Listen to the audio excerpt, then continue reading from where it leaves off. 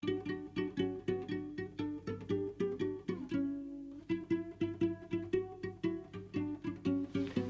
à tous et bienvenue sur Batmanon prend son bouquin. Petit aparté pour mes élèves, et oui, j'ai bien remarqué que vous étiez quelques-uns à venir fouiner par ici. Il n'y a pas de souci pour que vous veniez sur cette chaîne YouTube, tant qu'évidemment vous êtes respectueux, que vous respectez les autres, que vous me respectez moi. Et ensuite, non, je n'ai pas démissionné du collège, je suis absente, j'attends que mon médecin me donne le feu vert et je reviens très vite parmi vous. Donc on arrête de dire des bêtises, sinon gare à vous. Ah, ma tutrice qui m'avait dit qu'on est toujours CPE en dehors du collège, ça c'est bien vrai. On se retrouve aujourd'hui pour un book haul. Alors vous allez me dire, ouais mais attends, t'avais dit que t'as acheté plus de livres. Bah vous allez rire, mais en fait je n'en ai quasiment pas acheté. J'ai été hyper gâtée et du coup j'ai plein de nouveaux livres à vous présenter. Il y a de tout et j'espère que ça vous donnera envie. Pour ma part, j'ai décidé d'arrêter de me mettre la pression avec ma palle, dans le sens où voilà, elle est là, elle exige, j'ai une cinquantaine de bouquins là, juste à ma gauche, dans ma ligne de mire, qui n'attendent que d'être lus. 50 bouquins, c'est presque un an de lecture.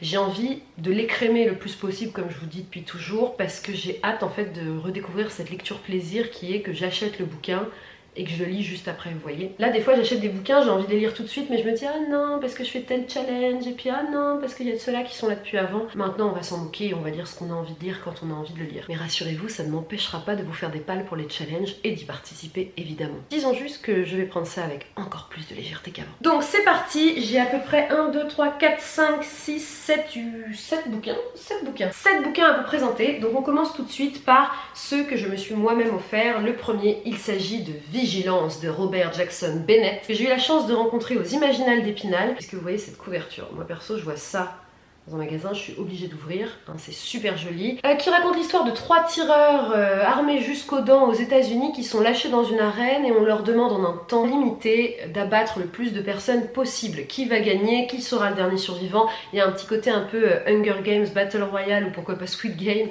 plus récent. Le truc c'est qu'évidemment, vu que c'est bien glauque, c'est diffusé sur tous les écrans et c'est suivi par des millions et des millions de téléspectateurs. Donc vous allez me dire oui, l'idée est pas forcément originale, mais moi ça me tentait grave et du coup j'y vais. Surtout que la plume de Robert Jackson Bennett est connue pour être une plume de qualité et du coup j'ai envie d'aller la goûter. Le second que je me suis offert aussi aux Imaginales, il s'agit d'Apostasie de Vincent Tassi. Alors là, pour vous le résumer, pas simple. Apostasie, si j'ai bien compris, c'est un étudiant qui est un peu fan de tout ce qui est magique, ésotérique, qui va partir vivre dans une sorte de manoir abandonné, mais il va y rencontrer un méchant seigneur qui est un peu diabolique avec sa fille qui s'appelle Apostasie. En vrai je suis sûrement totalement à côté de la plaque, mais en vrai pas hyper clair derrière et j'ai pas forcément envie de creuser à fond parce que je l'ai acheté pour Vincent Tassi, je l'ai acheté parce que pendant des années on l'a vu partout et que ça fait des années que je me dis vivement qu'il sorte en poche, que je me l'offre. Vincent Tassi était là, je me suis dit allez, bah non, écoute ton cœur, tu veux lire Apostasie depuis bientôt 3 ou 4 ans, lis-le. C'est le moment. J'ai vu ça comme un signe du destin littéraire. Je m'étais offert 2 graphiques, les 2 de Stéphane Fer, Blanc autour, que je viens de lire, qui est génial. Et alors on ne parle pas de la beauté des dessins, des couleurs, de tout. Blanc autour raconte l'histoire vraie, véritable d'une jeune femme qui a ouvert une école pour jeunes filles aux États-Unis. Quelle époque c'est déjà? 1832. Ah bah alors là, tu peux pas faire plus classe. Tu veux pas te laver une autre partie de ton corps. Donc en 1832, cette jeune femme ouvre une école pour les jeunes filles et un jour, une élève de couleur noire rejoint son école.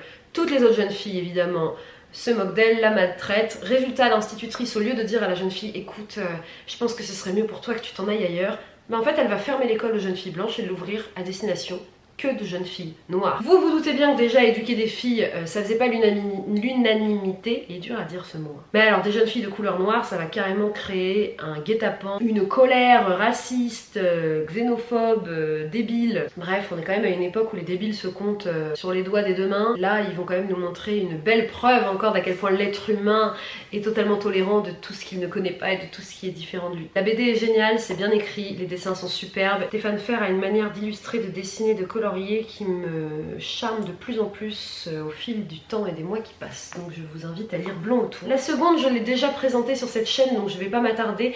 Il s'agit de Morgane, donc de Stéphane Fer encore et Kansara, qui raconte l'histoire de, vous savez, la fée Morgane dans le mythe du roi Arthur. C'est une réécriture des légendes du roi Arthur et des légendes de la table ronde, et là c'est Morgane qui va prendre le pouvoir parce qu'Arthur est un gros débile. Les dessins sont sublimes, j'ai eu ma petite griffe, ma petite dédicace, donc je suis super contente. Et alors là il y a un travail de colorisation mais qui est ouf. Je vous invite vraiment à venir découvrir cette superbe BD. J'achète pas souvent de romans graphiques, vous le savez, parce que ça coûte son pesant de sesterces et que en général je les emprunte à la bibliothèque, mais là j'en ai profité pour les acheter et me les faire dédicacer. Je me suis dit que c'était l'occasion, donc je suis très contente. Tous remarquez que j'ai ce toc incroyable, j'ai toujours relevé mes cheveux parce qu'en fait je ne supporte pas quand ils sont plats.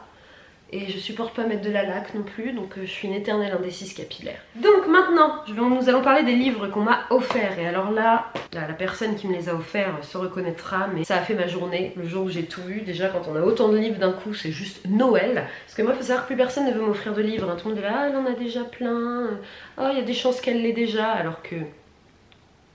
j'ai une wishlist pour ça, voyons. Le Père Noël peut m'amener des livres autant qu'il veut. Et là, cette personne en a pris certains qui m'intéressaient et m'en fait aussi découvrir d'autres que je ne connais pas. Donc je suis hyper heureuse.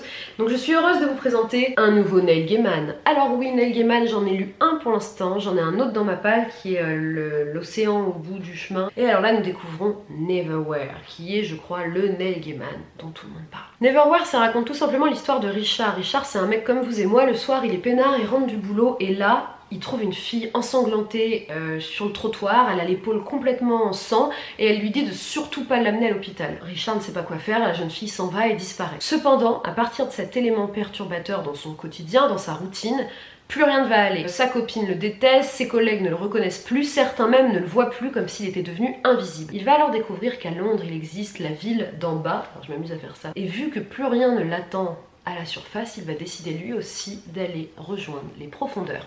Donc on est totalement dans le style Neil Gaiman, hein, là, c'est-à-dire univers fantastique, monstres, créatures, fantômes, magie, enfin je m'attends à plein de choses. Et Neil Gaiman a une plume assez incisive et parfois étonnante, voire dérangeante, mais ça a vraiment son charme. J'avais adoré l'étrange histoire de Nobody Owens il y a quelques années et du coup je suis hyper contente, donc merci beaucoup de m'avoir offert ce bouquin. Ensuite, j'ai eu en cadeau ce bouquin qui s'appelle Le Livre Secret. Alors quand on est une petite Manon comme moi, à votre avis, il y a plusieurs indices qui font que je pense qu'on pense à moi.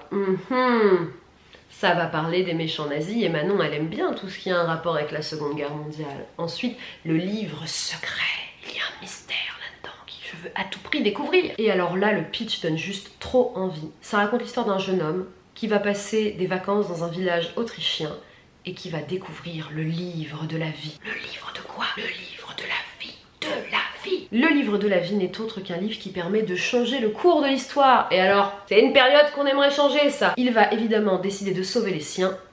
Mais pas que, quelle décision va-t-il prendre? Alors là, moi je suis au taquet, j'attends que ça. En plus c'est un petit livre, en ce moment j'en ai un peu marre des énormes briques, j'ai vraiment hâte de le dévorer. Et lui je pense qu'il va pas faire long feu dans ma palle. Vous allez me dire que je dis ça souvent, mais là vraiment lui, je vais le manger. C'est certain, je vais le dévorer, je vais le manger. Alors celui-là, déjà, est-ce qu'on peut parler de la beauté de la couverture? Voilà, vous avez vu, L'Arche de Darwin de James Morrow, ou Une préférence pour le singe, c'est le sous-titre. Ce bouquin, en plus d'avoir une couverture géniale et un titre qui moi me plaît énormément, ça raconte l'histoire d'une jeune femme qui va dérober le manuscrit de l'origine des espèces de Darwin. On s'en doute vu le titre. Elle va le présenter au grand concours de Dieu pour réfuter l'existence de ce dernier. Le grand jury est à moitié convaincu et lui propose du coup de lui financer une expédition pour qu'elle parte aux îles Galapagos prouver ce qu'elle avance, que Dieu n'existe pas et défendre la théorie darwinesque. Sauf que ce qu'elle ne sait pas, c'est qu'au même moment, une autre expédition qui veut prouver le contraire, plutôt que Dieu existe et que Darwin n'est qu'un imposteur, sera là au même moment. Alors moi ça m'intrigue grave, je trouve l'idée hyper chouette et je pense qu'on va voyager et qu'on revient à une époque hyper intéressante, on va parler un peu de théologie et bref, il y a vraiment beaucoup de choses qui me tentent. Donc L'Arche de Darwin de James Morrow, s'il y en a qui l'ont lu, n'hésitez pas à me dire si c'est bien ou pas. Alors, regardez-moi aussi cette belle couverture, beaucoup plus classique, mais que je trouve vraiment très esthétique. Il s'agit de Silence de Dylan Farrow. Alors là on est dans du young adult, ça fait longtemps que je me suis pas acheté un bouquin de saga young adult. C'est quelque chose d'assez classique, donc dystopique. Nous sommes dans un futur apocalyptique. Là-bas, le monde a été ravagé par un virus horrible qui s'appelle la mort indigo. La mort indigo qui est en fait la maladie de l'encre et qui vous qui a tué des millions et des millions de personnes. Depuis en fait, l'écriture c'est interdit, lire des livres c'est interdit, et tous ceux et celles qui colportent des histoires, qui se les racontent autour d'un feu de camp ou qui se les passent sous le manteau, sont sévèrement punis. Nous avons une élite qui fait respecter ces règles d'une manière drastique, et nous allons suivre une jeune femme qui, depuis que son petit frère est décédé de ce terrible fléau qu'est la mort indigo, est traitée comme une paria avec sa maman. Et évidemment, vous vous doutez bien, j'ai pas besoin de vous en dire plus, que les parias ne vont pas se laisser faire, je ne sais pas comment, je ne sais pas pourquoi, mais nous partons dans une saga de révolte, et ça va me faire du bien un peu de retomber un peu dans ces schémas narratifs. Cependant, j'espère quand même être surprise, ne pas me dire en refermant le livre que cette histoire je l'ai déjà lue 20 fois. Quand je vais à la librairie, j'en vois encore plein des sagas young adultes, et il y en a tellement qui sortent maintenant, rien qu'en 4 ans j'ai l'impression que ça a explosé. Bon, elles me tentent pas toutes quoi, certaines, même si la couverture est belle, même si le concept est quelque chose qui devrait me plaire, je me dis ouais bof. Mais celle-ci, elle me dit vraiment. Elle me donne vraiment envie. Leur magie a réduit le monde au silence. Parviendra-t-elle à le briser? Tin, phrase d'accroche. Alors, celui-ci, c'est un petit ovni, je pense. C'est un livre qui s'appelle La guerre n'a pas un visage de femme, écrit par Svetlana Alexievitch. Vous avez peut-être déjà entendu parler de cette autrice, car elle a écrit 2 livres très connus qui sont La fin de l'homme rouge et La supplication. De vous à moi, les 2 livres que je comptais lire d'elle en premier étaient La supplication, qui raconte l'incident de Tchernobyl, et La fin de l'homme rouge, qui raconte la fin du régime soviétique. Cependant, celui-ci me tente beaucoup, car c'est un livre qui a fait beaucoup de bruit et qui a même créé pas mal de polémiques quand il est sorti, car en fait elle a travaillé pendant 7 ans pour recueillir des témoignages de femmes pendant la Seconde Guerre mondiale dans l'Union soviétique, enfin des personnes qui habitaient en URSS, et du coup leurs témoignages, leur vie.